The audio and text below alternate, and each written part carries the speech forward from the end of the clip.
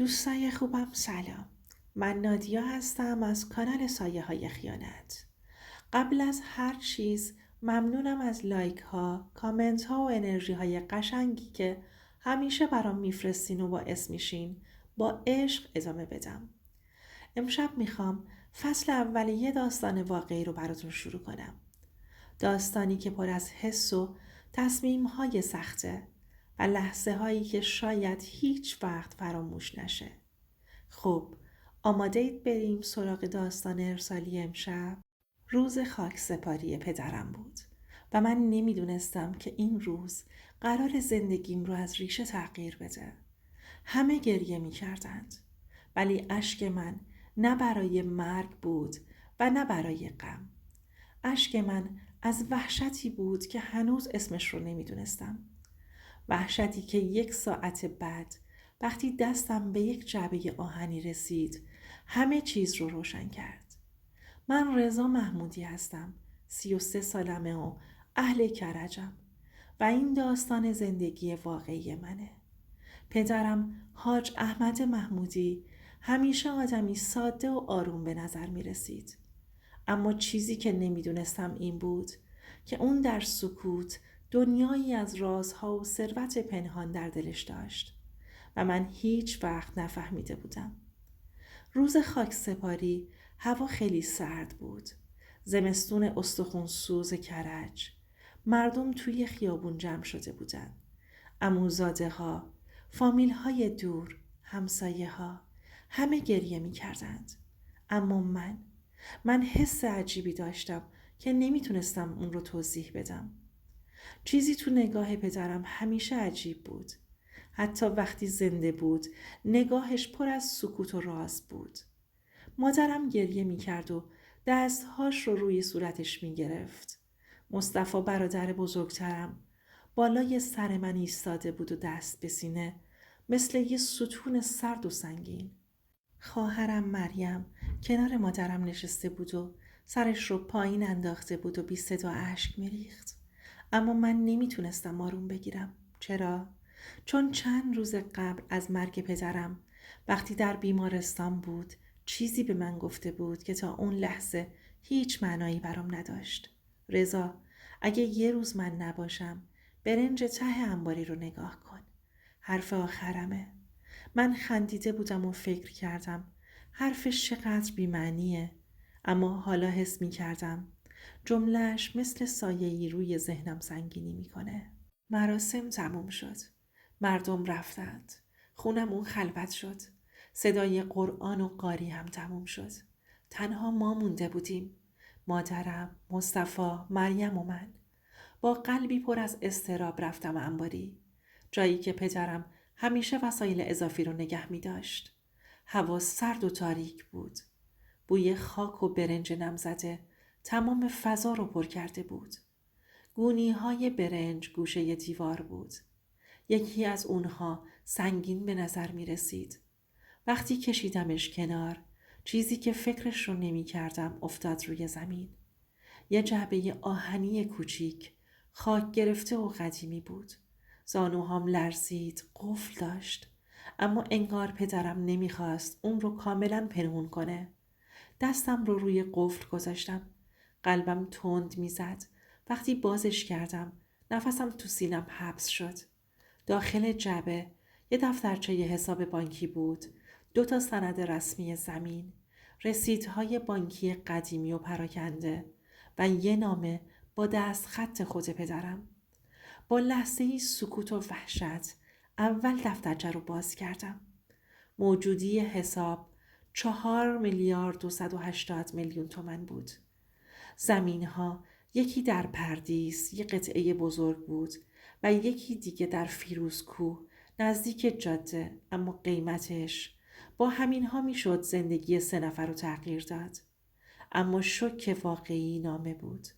نامه‌ای که پدرم با دست خط خودش نوشته بود. رضا، من اینها رو برای روزی گذاشتم که دستت خالی بود و کسی پشتت نبود. زندگی یادم داد همیشه به کسی اعتماد نکن، حتی اگر هم خونت باشه. تو همیشه کنارم بودی، حق توه. مواظب باش، نه پول نه آدم‌ها تو رو تنها نکنند. نفسم برید. سالها فکر می کردم پدرم فقیر بوده، اما اون تمام این ثروت رو پنهون کرده بود و من حالا اولین نفر بودم که این راز رو خبر دارم. صدای پای سنگین مصطفی از پله ها اومد. چهرش سرخ و عصبی بود. رضا، اینجا چی کار میکنی؟ سکوت کردم.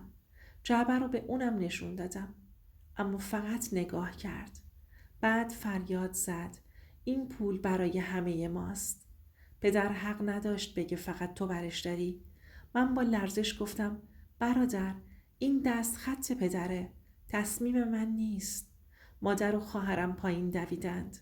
صدای دعوا و فریاد تمام انبار رو پر کرد. مصطفی با عصبانیت کفشش رو پوشید و از خونه بیرون رفت. گفت میرم دادگاه، حقمو میگیرم.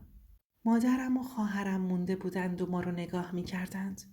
اونها هم دنبال مصطفی از انباری بیرون رفتند. در کوبیده شد. من مونده بودم و تنها و جعبه و نامه پدرم و حس سنگینی که نمیدونستم با اون چیکار کنم. تصمیم سختی بود. شب رو در سکوت گذروندم. یه سیگار روشن کردم و به آسمون نگاه کردم. یاد پدرم افتادم. مردی که همیشه تنها بود، حتی با وجود اون همه ثروت. اشک میریختم. نه برای پول، نه برای ثروت، برای پدری که دردش رو تنهایی تحمل کرده بود و حالا من باید تصمیم می گرفتم. آیا باید جنگ قانونی با مصطفی را مینداختم یا این راز رو با احترام وصیت پدرم حفظ می کردم؟ نمیدونستم انتخابی که می کنم چه عواقبی داره. دیگه جنگ اعصاب توی خونمون را افتاده بود. صبح روز بعد از خاک سپاری هنوز هوا کامل روشن نشده بود. همه خسته و داغون بودند. مامانم یه گوشه روی مبل نشسته بود. سرش رو پایین انداخته بود و همینطوری اشکاش میریخت. مریم توی آشپزخونه میچرخید. هی میرفت و میومد و اشکاشو پاک میکرد و من مونده بودم وسط یه ماجرایی که پدرم تو آخرین روزای زندگیش انداخته بود تو بغل من. حس می کردم انگار روی شونه هام 100 کیلو بار گذاشتن. مصطفی از دیشب رفته بود دنبال این که حقشو بگیره. من هم مونده بودم با جعبه آهنی و نامه بابا. همینطور به خودم می گفتم رضا، تو باید راه پدرتو درست بری، اما بدون اینکه خانواده از هم بپاشه. ولی مگه میشد؟ صبح زود ساعت حدود 9 صبح بود که صدای در خونه اومد. مصطفی برگشته بود. در رو باز کردم. چهرش معلوم بود. همون راه رو رفت که گفته بود. دادگاه، مشاور حقوقی، خدا میدونه کجاها. بدون سلام و حرف اضافی گفت خب چی شد؟ پولا رو دادی به خانواده یا هنوز فکر کردی ارث فقط مال خودته؟ من نفس عمیقی کشیدم و گفتم مصطفی، بابا خودش وصیت کرده بود. من که تصمیمی نگرفتم. پوزخند زد و گفت تو فکر کردی بابا مال دنیا نداشت؟ فکر کردی ما نمیفهمیم چی تو اون جعبه است؟ مامانم از اتاق اومد بیرون. صورتش خسته تر از همیشه.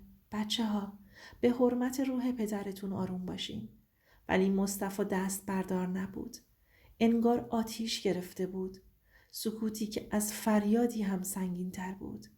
بعد از دعوا من رفتم اتاقم. جعبه رو گذاشتم جلوی خودم.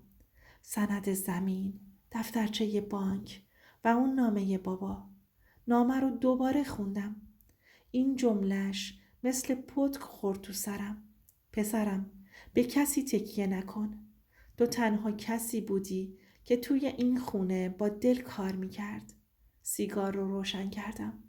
همینطور که دود میرفت بالا 1000 تا فکر تو ذهنم میچرخید. اگه پول رو تقسیم کنم وصیت پدرم خیانت کردم. اگه تقسیم نکنم خانواده‌مون از هم میپاشه. اصلا عدالت تو این ماجرا چیه؟ وسوسه آره بود. یه لحظه تو دلم گفتم رضا، 4 میلیارد پول و 2 تا زمین. خودت زندگی تو بساز.